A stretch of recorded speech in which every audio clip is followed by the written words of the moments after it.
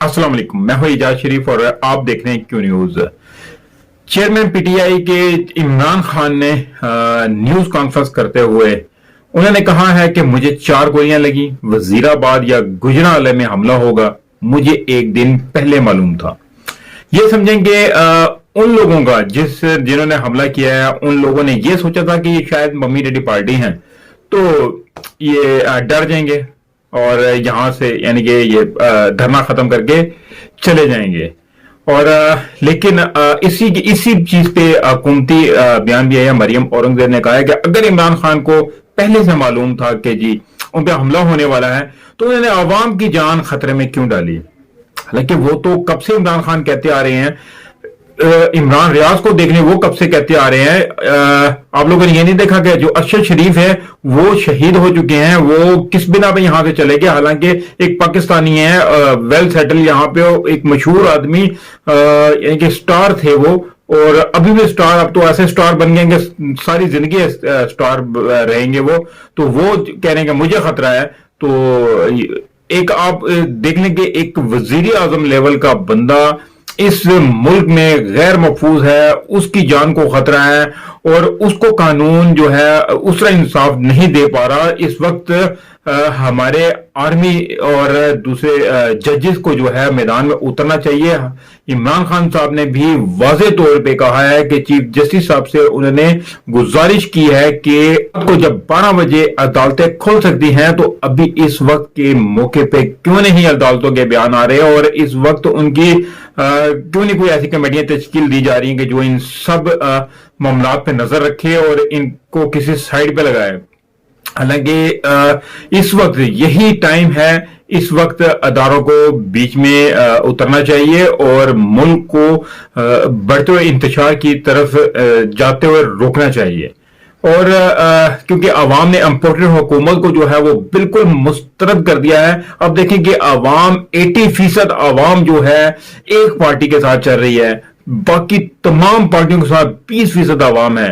तो इसमें इनको इलेक्शन करवाते हुए बहुत ही ज्यादा प्रॉब्लम हो रही है, क्योंकि उनको पता है कि हमारा मुस्तकबिल खत्म हो जाना है। क्योंकि इस इलेक्शन में अगर इलेक्शन हो जाते हैं तो उसमें इमरान खान जो है 1, 2, 4, 10 तारीख से वो जीत कर आते हैं, क्योंकि इमरान खान रोजाना की बुनियाद पर मजबूत होते जा रहे हैं।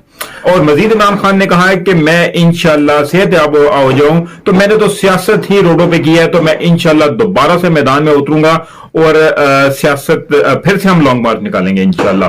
तो ये तहरीक रुकने वाली नहीं है, क्योंकि अब मैं मजीद मजबूत होकर और पुरअज़म होकर आऊंगा, क्योंकि मैंने अवाम का जोश देख लिया है। अवाम अपनी जानें कुर्बान करने के लिए तैयार है और इतनी कुर्बानियां दे रही है, तो मैं पीछे हटने वालों में से नहीं हूं। इमरान खान ने अब मजीद जो है सख्ती का इजहार किया है कि मैं इंशाल्लाह मजीद पहले से ज्यादा अब उभरूंगा और पहले से ज्यादा पुरजोश हो चुका हूं। पाकिस्तानी कौम वो करती है जो पहले उसने नहीं किया। इमरान खान ने कहा कि राना सनाउल्लाह और शहबाज शरीफ ने मॉडल टाउन में लोगों पर जुल्म किया, लोगों का कत्ल किया।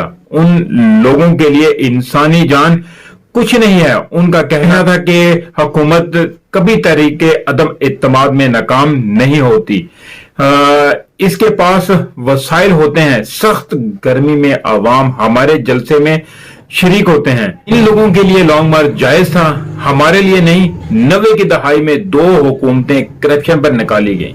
जनरल मुशर्रफ ने भी NRO दिए इन्हें। इलेक्शन में सारी हुकूमती जो मशीनरी इस्तेमाल हुई, इसके बावजूद पीटीआई ने जो है स्वीप किया।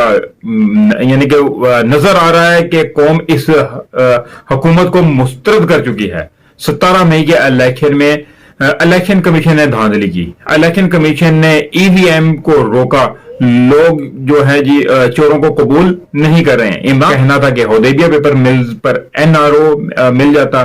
नवाज शरीफ की इवन फील्ड पकड़ी जाती है तो ये झूठ बोल देते हैं और झूठ पर झूठ बोलते हैं और कह रहे हैं कि जी हमें इमरान खान के साथ लेवल प्लेइंग फील्ड दो।